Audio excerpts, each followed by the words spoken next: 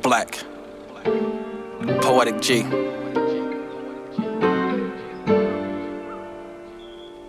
Beautiful love, always. King George, I'm the owner of T.Y.I Productions. I'm the curator of Black 31 magazine. Today I'm here with another special guest. This brother is a legendary poet.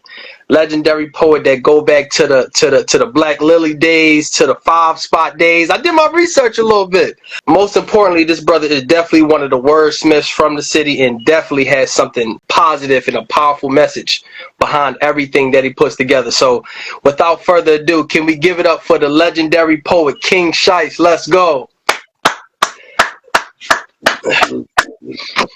Absolutely, brother. Absolutely, man. Glad to have you on. Most importantly, right, I really want to know, how did you even dive into poetry? Well, if you're asking the question, how did I arrive on stage? Because I've been writing all my life. I'm sorry, I'm a little, the weather's changing. I use my voice a lot, so I'm, struggling a little bit with that. But I've been writing all my life since grade school. But what got me to 2004, the beginning of our spoken word life, is a cat I went to high school with. No, all the way back to junior high. Okay. He opened up a venue that was at Broad and Thompson for years called Dallas Palace. His name is Stacy Dallas. Okay. And, it was an event place. So when he started doing his open mic on Thursday, we stayed lifelong friends. He was just like, Shyste, come through. Yeah. So I'm coming through, I'm hanging out, doing a little bit of everything because that's my man's. Like, he wasn't even paying me, but I'm holding down the door, bartending, whatever, that's your homie. I found a way to make my money, but it wasn't like on a pay thing. Absolutely. And he just kept trying to get me to get on stage because he knew the passions and the ideas that I lived by and talked about. And he kept saying, you need to do something with that. But we went back to the artist days he said, I knew it since 8th grade. He was the DJ and I was the MC. Okay. So he knew I was a lyricist. You know what I mean? But you're talking about back when hip hop was just, more ego and braggadocious, didn't have a lot of messages in it. Yes. Dating even KRS One while I was rapping. Then when you hear KRS One and Rakim, then you start thinking about some content. So as a writer, I'm doing the MC thing, and I'm a poet. As and the things I believe. By the time I hit the stage in 2004, all these things came together: the streets, the spirituality, the culture, the relationships, the love, the family. So everything you write about starts to come out. So by the time I'm attacking, hit these stages, I'm already divorced, raising 2 children. So I'm a father. Yes. And I'm a working man. And I had my experiences in North Philly, had the ideas in the book. So all these things come together and they would come out on stage. And so that was 2004. And I hosted that event. So we talk about the Black Lily, we got to talk about the legendary Just Words that I hosted for 16 years every Thursday. Okay. And we put on a lot of cats there, just like people put on, the Black Lily put on cats. There's a lot of cats that came through, brothers and sisters that came through who wound up, like I'm seeing some of these cats on TV, comics that came through there, Black Ice, poets, all kinds of singers. And I'm looking at the TV like, I remember he was on, as the host, I put him on stage. Yeah. So, even cats that's still independent on the underground scenes. So we did some legendary stuff at Just Words. And it helped me get out the city. Like one day I'm going to have to sit down trying to figure out how many cities I've been in. Yeah.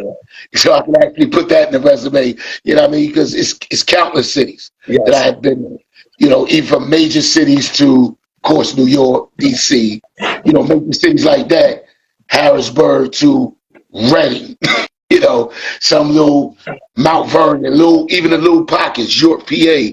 Like, I've been in major cities to small cities to mid-sized cities, all kinds of venues.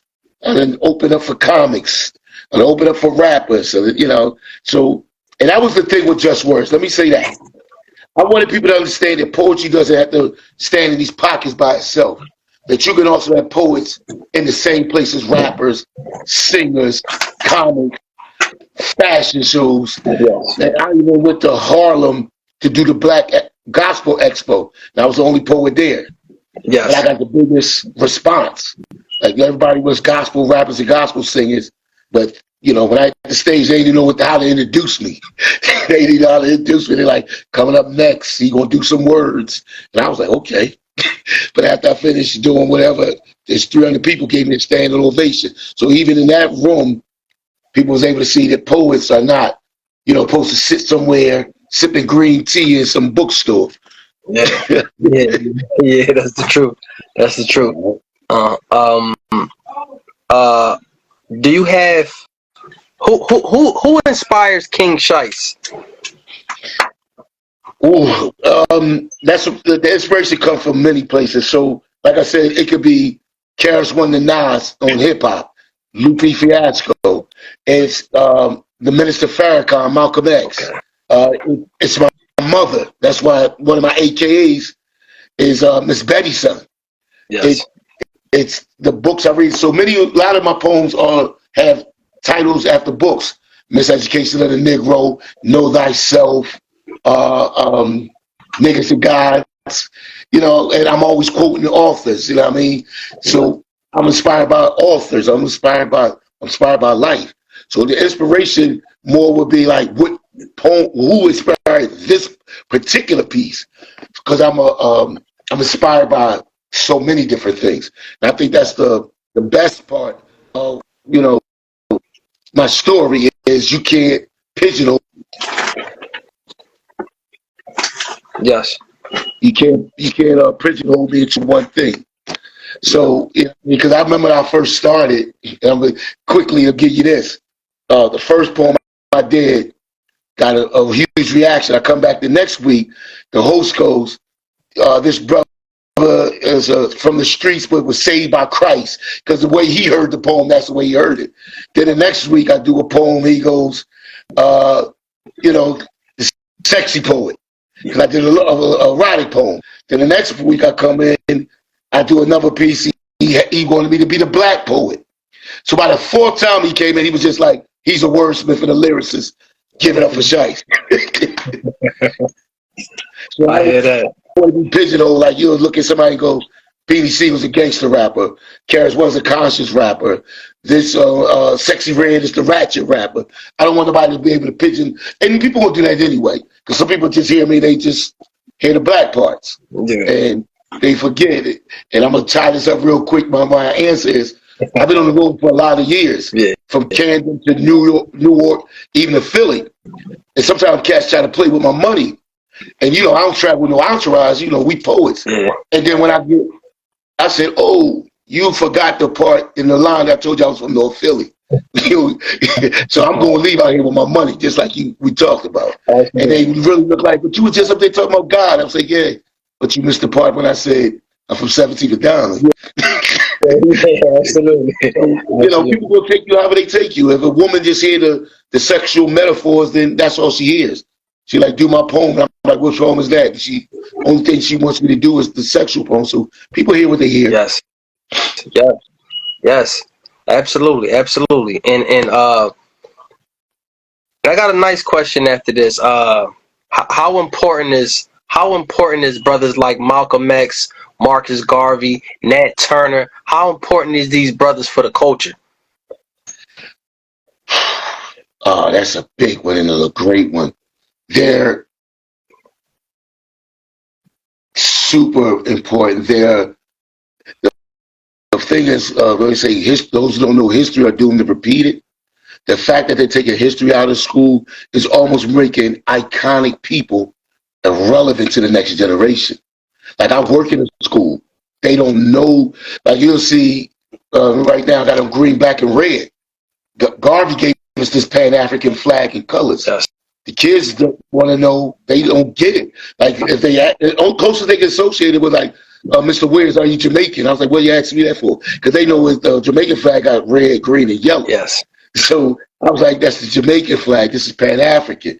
So the fact that they are so cultural iconic people, so somebody like myself, but somebody, even my youngest son is 15, I got to make sure, we having these conversations about Malcolm X and Marcus Garvey, because then they become irrelevant.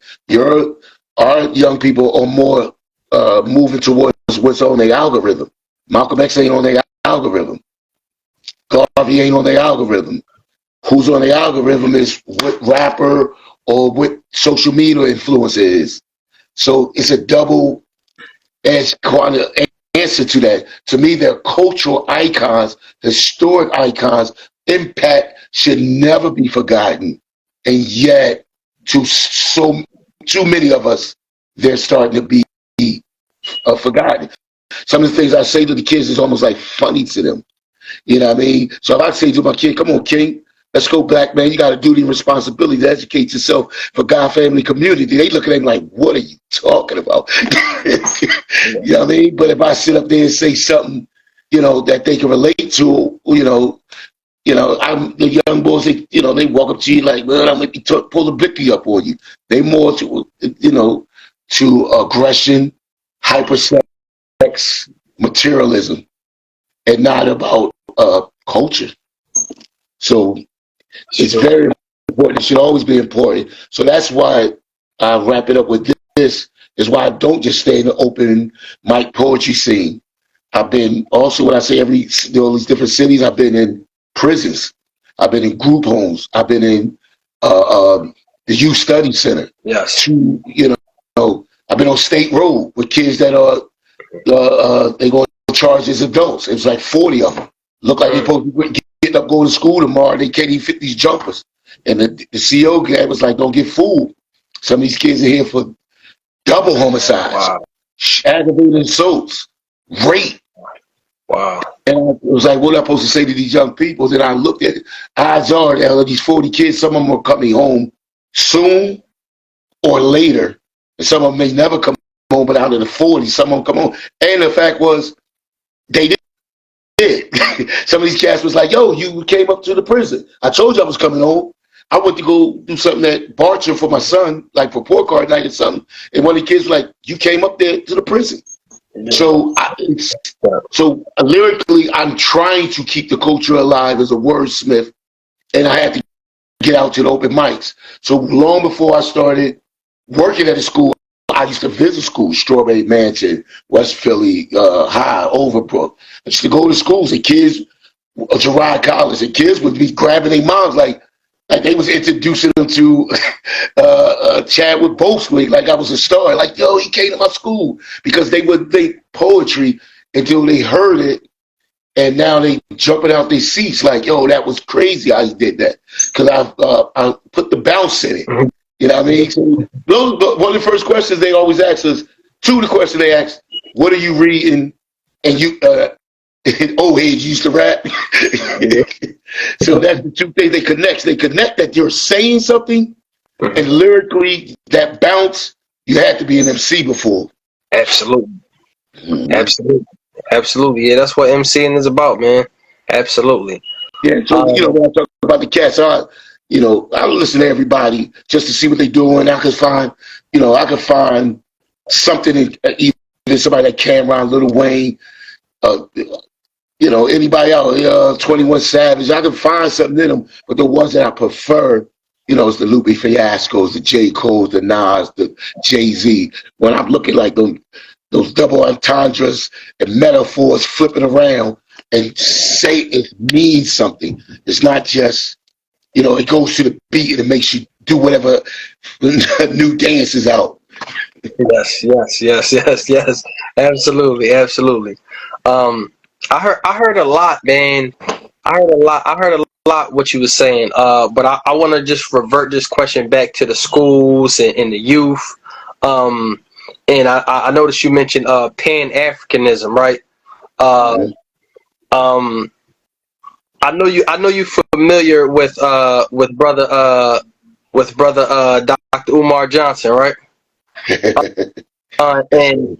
And what I want to ask, right? How do you because I feel like he has a lot of great views, especially on the school system and especially on the young youth. How do you feel about America's school systems, and also how do you feel about our children in that system? We bring it all the way together if I can. I recently saw Dr. Umar on the Joe Budden podcast, and he was talking about how he became Dr. Umar, the international and national thing. He was like, well, for 10 years, the whole Philly thing. I met him in 2005. We both was there twice. We both was doing something at events at Strawberry Mansion. So then when he got blew up, I was like, yo, that's the cat. And he has, like you said, he has great ideas.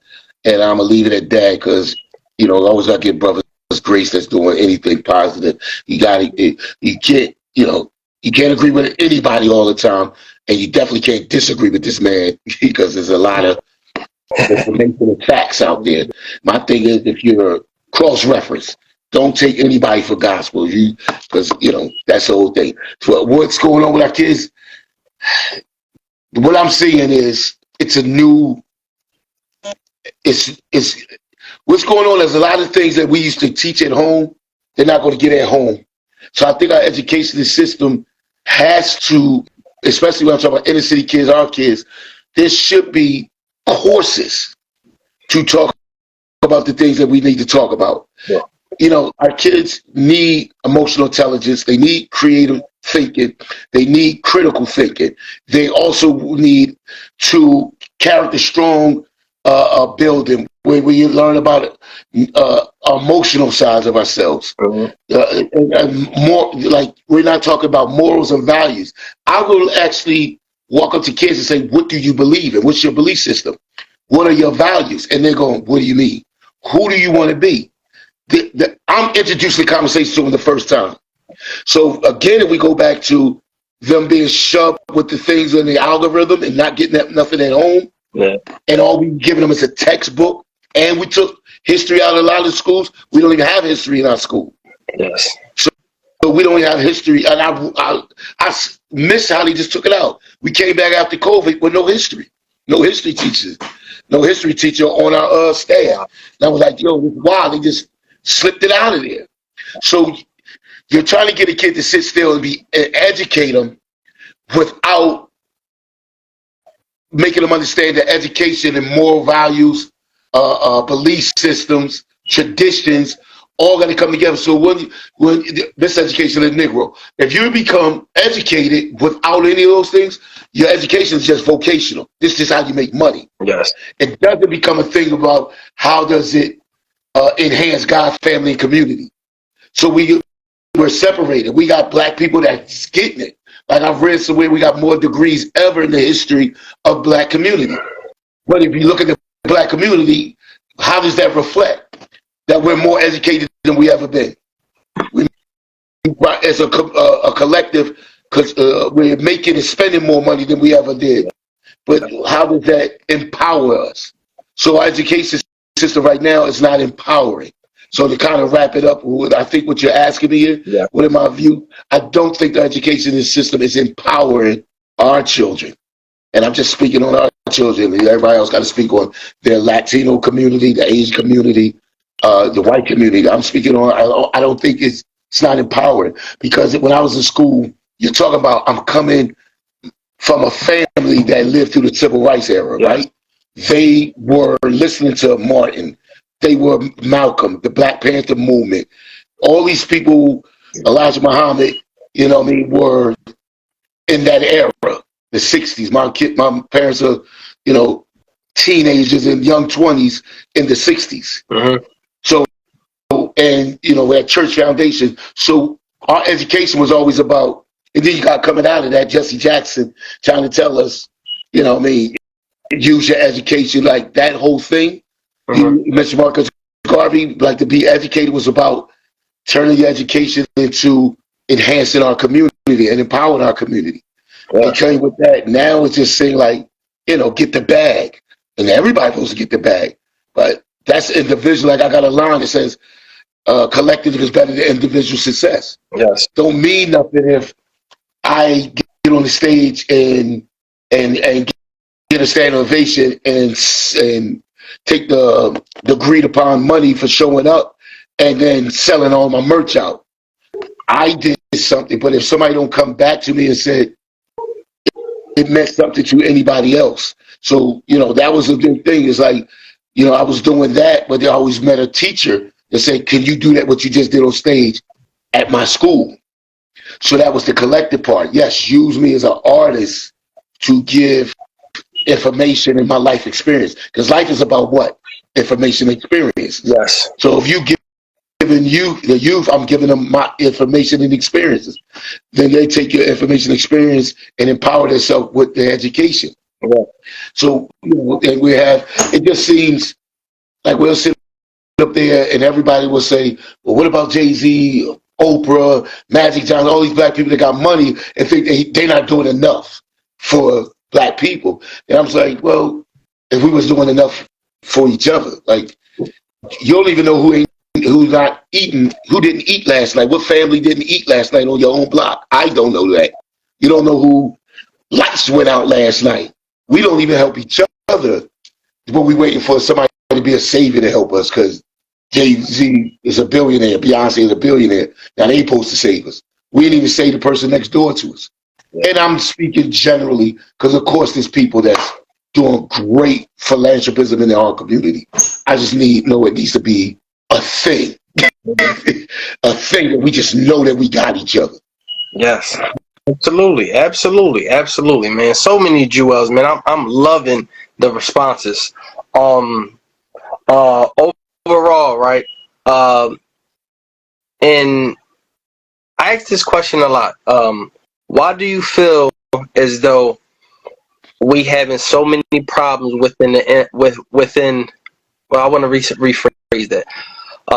Why do you feel as though that we having so many problems within the inner city amongst the inner city youth, and why is gun violence such a huge problem for these youth in these days now?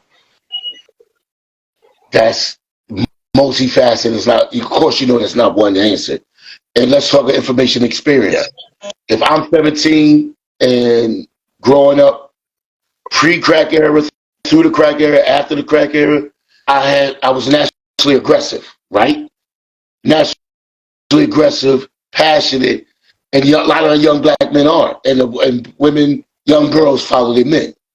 That's why if you see a bunch of brothers with kufi on, you're gonna see a bunch of sisters following them or side by side with the Kimars on. A bunch of brothers pull up in hot whips to jump in the club, women coming with them. So we move and women come with us, right? Mm-hmm. But absolutely. Our youth, if we're passionate and aggressive and have no belief system to channel it, all I can do is going against 17th Street is take that passionate aggression 17th Street. Now we warm with the cats that look like it's on 18th Street. Wow. And on 15th Street or on the other side of Broad Street, because we don't have nothing to channel that. So you don't take a culture of young people with warrior spirits. True. And channel it. So when I see these videos, right, and it's Philly rappers drilling, right? Yes. And they dancing and drilling, waving the guns. Mm-hmm. Those who don't know history are doing the repeated. They look like young African soldiers. When he was talking about how they had the warlords was using kids to do their killing. Mm-hmm. And you would see them dancing, shirts off of clothes hanging off them, waving guns with their face covered. They look like Philly and Chicago and New York drill rappers. Yet it's just a warrior youth. Like you kind of calm down your 30s a little bit. You see somebody in their 40s moving like like they might just punch something every second. You're like, oh, he's off. But a lot of young people look like that. I work in a school. It takes this to make them snap. Who you talking to? Now I'm looking at kids and like, are they joking because they talk like that to each other all the time? Or is this really about to go up? Because they got all that energy. When I watch the young boys play football right out in the courtyard, they doing the same thing. They see the football players. Every play. They knocking each other down and jumping and standing over top of each other and pushing.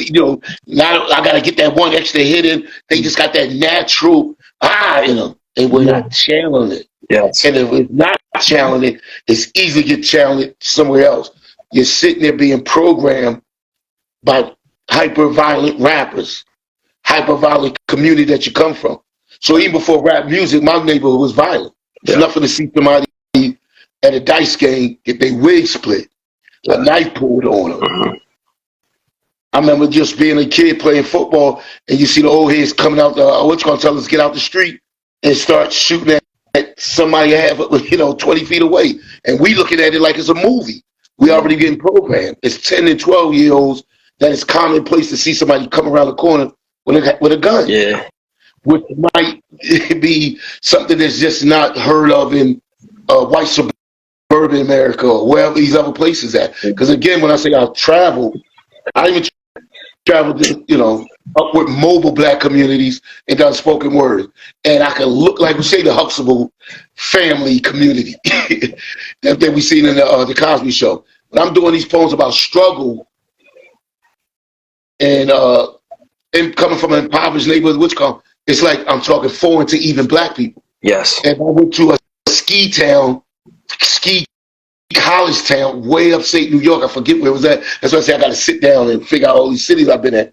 They were listening, but they was listening to me more like I was an experiment, like I'm coming to present in a college class about the trials, tribulations of the hood. Yes. It was foreign to them. All they know is we come from this, and we're going to college, and we come from a family that just programmed us from day one that we're going to go to college and get a good job or start or inherit the family business, whatever it may be. I remember sitting around my homies talking about not if we go to jail, when we go to jail. I ain't going to be no bitch. I ain't going to be like we already in our minds at 14, 15, 16 talking about when we go to jail. And a lot of people in my circle that I grew up, my day one, if they do a long time, they did some short time. You know what I mean? It's so when we say why it happens, there's so many different reasons why it happens. A natural energy, warrior spirit that's in us. And if we're not channeling it, like when we had the 60s, we had a common threat. We knew who our outward enemies were. So you had the Black Panthers, the Black Guerrilla family, all on the West Coast. The Black Panthers got chapters all over the country. Different, few other militant groups. Along with the civil rights groups, you had these militant groups because we knew who our enemy was. Right after the civil rights, the Black Power movement, when I say right after, we may be talking about 10 years. Because by the time you talk about 70s with afros, next thing you know, we're talking about gang wars and crack wars, maybe 10 years later. In 73, we was walking around with afros and Black is Beautiful from coming out the 60s, the 70s, and now what are 80s known for? The crack war. Yeah. Right after we had this awakening, it was stripped away and they flooded our neighborhoods with drugs because you're talking about impoverished neighborhoods and you could easily just, you sell somebody, if it's sitting right there and I could sell that to get jewelry, money in my pocket, and clothes. As people was dealing with so much depression and undiagnosed mental issues, they want to get high. Yeah. So it's just so easy to turn a warrior people against each other because if we don't know who our natural enemy are or a focused aggression, is like, well, our strength should be to make sure this neighborhood is safe, it's clean, and it's safe, and we police ourselves. Yes. And that was kind of like by the time I was in my 20s and I'm still living in the neighborhood I grew up, that's the type of time we was on. Yes. As bad as our neighbor was, nobody mom got touched, nobody cars got touched, nobody, you ain't hear nobody kicking in nobody's door. It just ain't happened. We policed ourselves. Like we policed ourselves. If somebody get ready to get into it, now I could go, yo, that's my little nephew. And then whoever's coming with an issue, they like, Shyste, that's your people. Like, that's what people. Now me and him can come together. Yeah, he got a problem with my people. He got a problem, and we fix it. And we can fix it. We were definitely about policing ourselves. But that's an older cat. Got young cats behind him saying, "No, we ain't doing that. We don't have enough of that." I don't see no. I just see these young boys out here by themselves. So who giving them guidance to do all when they got all this knucklehead energy in them? And let's call it that. You got some knucklehead energy, and nobody to say to take the knuckleheads out of you and give you a consciousness and say this energy is directed this way. Yes.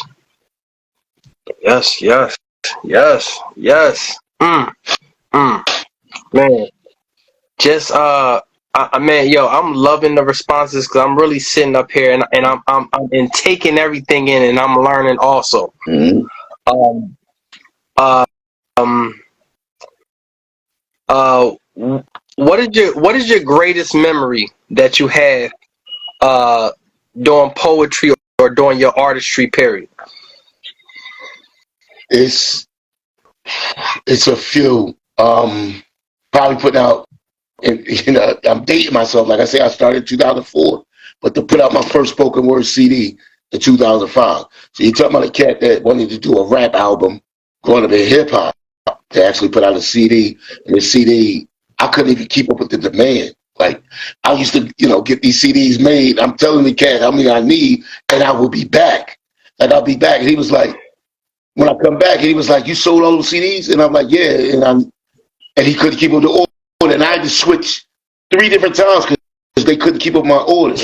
Like I don't know if they just had to work after. I don't want to subscribe to that.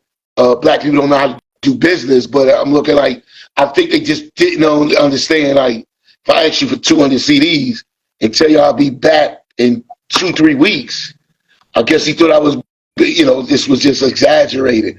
And he was like, "You sold up." I'm like, "Yes." And I walked out of places to tell people I ain't got no more. So that was a great memory. But the best, and I wish and there's a video somewhere, and that's a story I want to, because somebody was hating.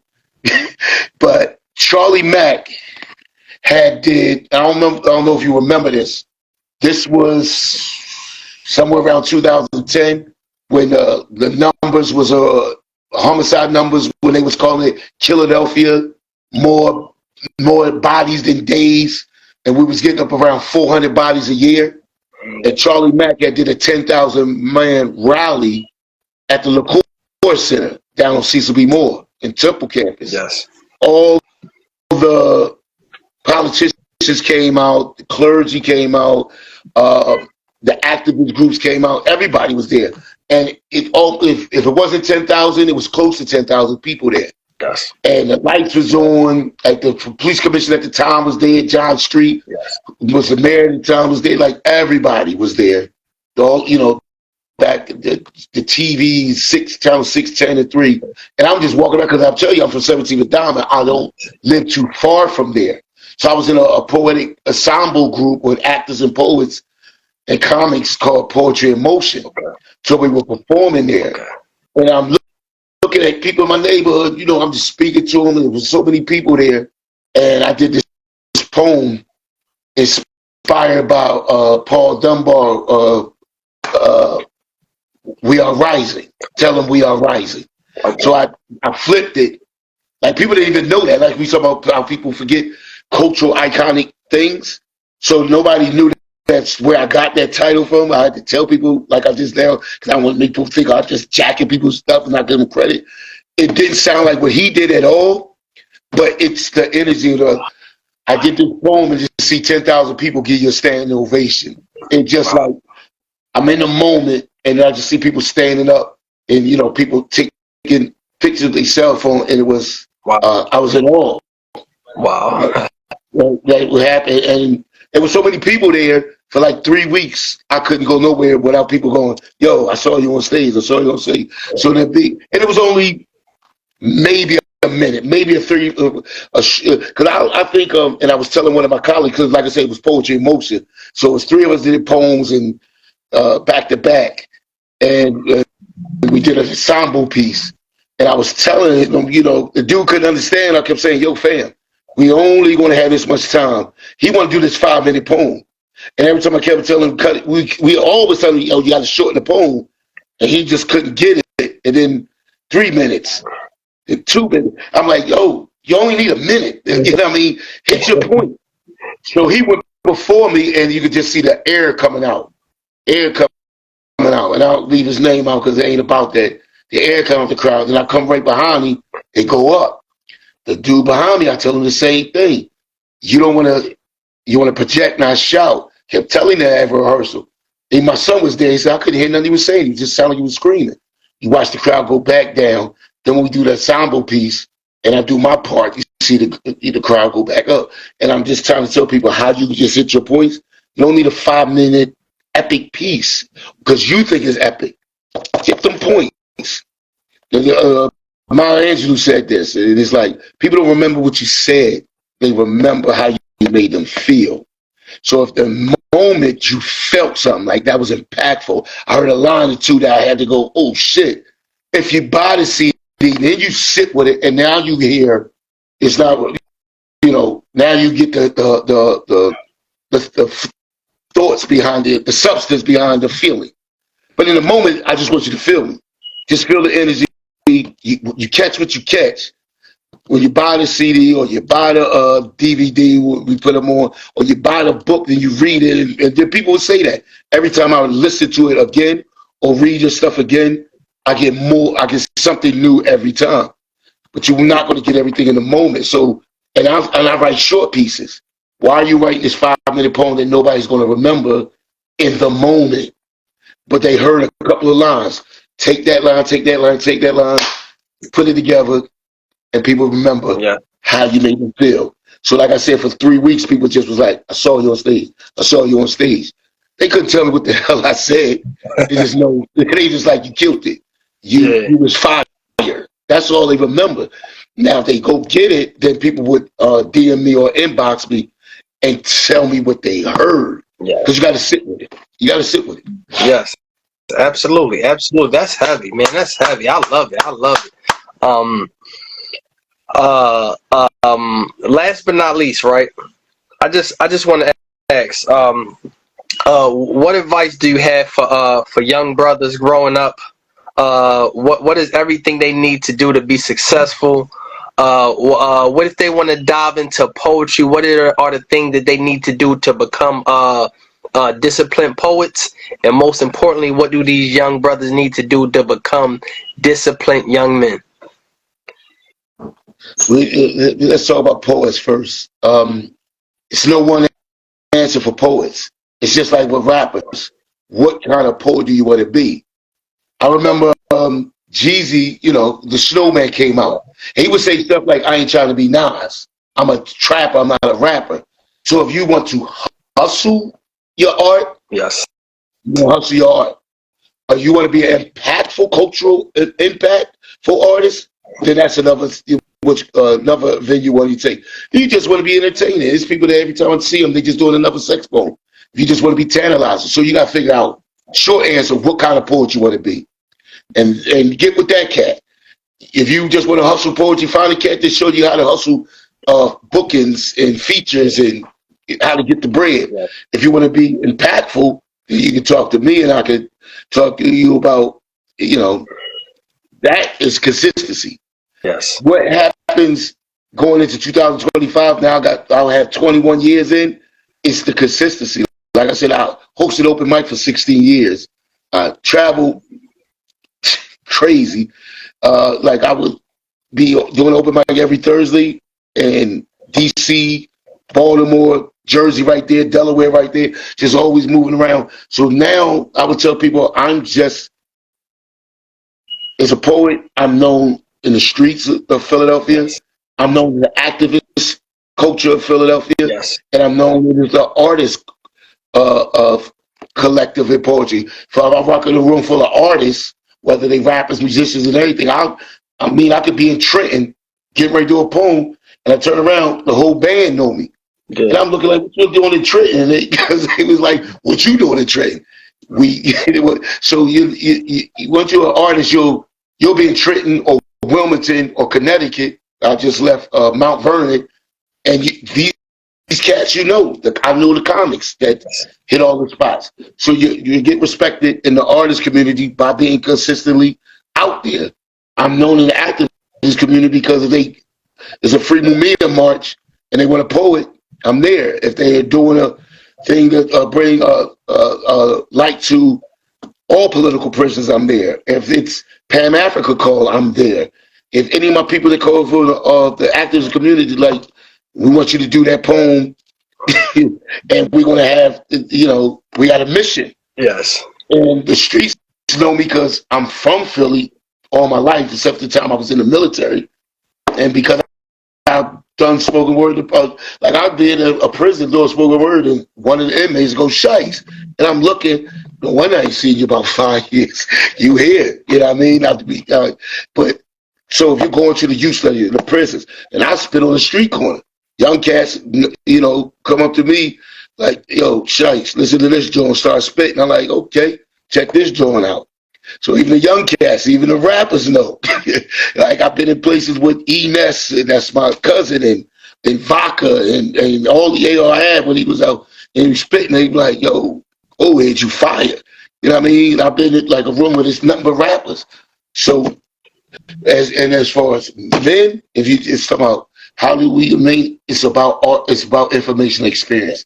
So we got to get past our algorithm and just social media influencers. That's information that but I just finished reading this book called The Message, and how he was talking about journalists. Like, we talking about respected journalists, authors, historians got to keep writing because they're sharing information and experience. Yes. So when we talk about those who know history, those who don't know history are doing the repeated. Some of the people don't even realize that the fear factor of the black man in America was manufactured by white people to make us see, like, after they took the chains off us, like, they put us in chains, took the chains off, and then told the world we're predators. When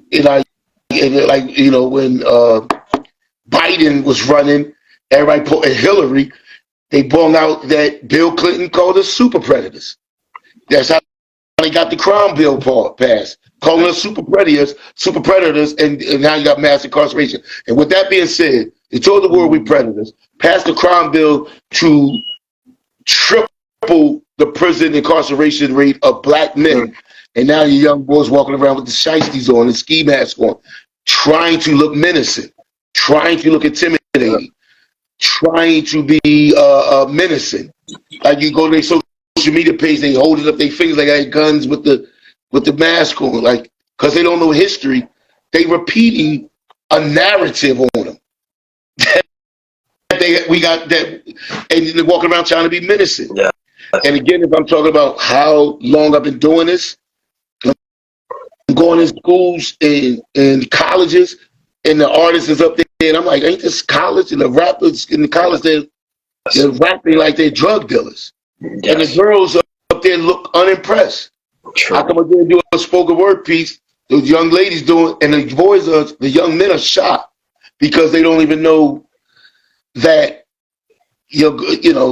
intelligence and be able to articulate and be able to have a presence in the room to be a real man. Yes. Ain't about putting no damn ski mask on, brother. Let them see your face. Let them mind shine. I still got people coming up to me because the conversation we having now, they don't get to hear this conversation. That's true. But if they hear this conversation, they hear this poem, then they go, I didn't know, I was like, basically somebody come up to you saying, I didn't know you speak that well. What the fuck? Like, they was really giving me a compliment. I'm surprised that I didn't know that you speak that well. So you're looking at my side, you can probably see the whole thing. I'm 6'1", over 200, big guy, 6'1", 240, 250 pounds. Absolutely. So if you don't see me smiling, you just think I'm menacing. And if you see me talking, you'll just probably hear, like I said, I'm dealing with through issues. You just might hear the baritone. You already put me in a box. Again, it's menacing black man. You don't even know. Like, I actually did, I used to work on 52nd Street years ago, not even that long ago, 2012, but I was there for a minute, working there. And this dude would come out doing editorial pieces and about 3 or 4 times when they started putting the cameras up on 52nd Street, came out there. Yes. When the rate was going up high, they started calling 52nd Street Death Row because bodies was dropping. Yes. And then they came up there and asked they came up there one time doing the stop snitching thing. And each time I think they put me on camera, and then they do come back like, oh, there's my guy right there. And then people would come back, like my wife at the time, and go, yo, I didn't know your husband spoke that well. I do a piece and somebody go, at a school that I work at, and then they go, I didn't know. But you never, had a real conversation like we having right now. Yes. You would know that, and I tell people this as subtly as I can. Where I'm working now, I says nobody in this building, I promise you, that has more experiences in life or information than I do, because I could go on and on and on about all the different experiences and places I've been, conversations I've had. I'll put it a quick way like this. As a father, I've been a co-parent, single father raising 2 kids, a stepfather. Yes. You know what I mean? And married with children. Yeah. So when you talk about the aspects of fatherhood, I didn't hit everything, and that's the same thing. I've been from the mosque to the church to around Hebrew Israelites to around the Moors to around the gods. We can keep going. Like I said, I've been around the activists, the artists, the education community. Yeah. I know teachers and CEOs of schools, just like I know the brothers in the Nation of Islam, just like I know the Sunni brothers, just like I know the Moors, and I know the Hebrew Islam. Yeah. And people will hear my poems, and unless you are that, so somebody from the Hebrew Israelite nation go, you Hebrew Israelite? Like, no, it was like, yo, you from the Nation of Islam? Nah, but are you a Christian? Nah, but like, so I had these different experiences. Like, I done lived in different cities. I done visit different cities. Done visit different countries. Yeah. I tell people I see 10,000. My young people. I said, you talking about the young brothers? I was like, I seen 10,000 of you. Hyperbole, but I'm like, I done seen this movie over and over again. Yes. Unless you start doing some edits in the script, I know how this is going to play out. Mm-hmm. Trying to give them a cautionary tale. And they don't get it. They like, no, there's only one me. Only one me. I'm like, yes, you are uniquely you. But the way you're living, it's nothing new about that. Crashing out is not calling it crashing out is new, but black men been crashing out around me since the 80s. Yeah, absolutely. I was almost to crash out, but God don't play about King Shyste. Absolutely, man. Man, I love that, man. Yo, listen, so many jewels. Listen, this was a legendary conversation with the legendary brother. Man, let the people know where can they find you at. Yo, hit me on IG at King_Shyste, King_SHYSTE. Or you can hit me on Facebook. I know there ain't too many of y'all on Facebook, but just hit me on IG. We'll keep it there. You'll see the videos of different performances, poems. Even put out like 3 videos. Like we, got the cameras rolling. Yeah. I did one Black Love. I think I pulled it off because sisters hit me in there. It's like, I ain't know you had a woman. I ain't mean to disrespect the relationship. I said, no, that's just my friend. So I guess I got some acting skills. I made people believe that me and the sister was living that Black Love. I hear that for sure, man. For sure. Oh, man, this was great. Listen, y'all. Man, I needed this, man, because, as life be lifing, yes. You don't get to connect, man. You got to build. I learned long time ago, man. You got to build with people of like minds.